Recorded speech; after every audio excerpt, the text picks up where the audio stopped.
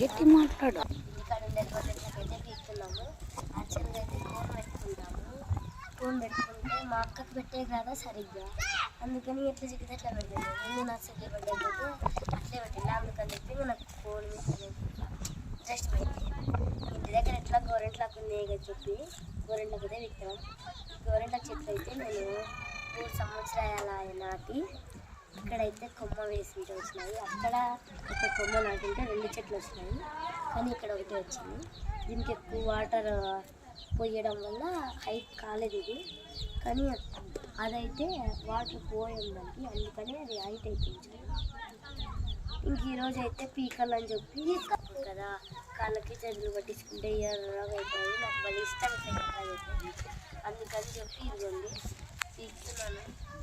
నాకైతే చాలా అయితే అవుతుంది, 4 కంటే దండిగా అవుతుంది.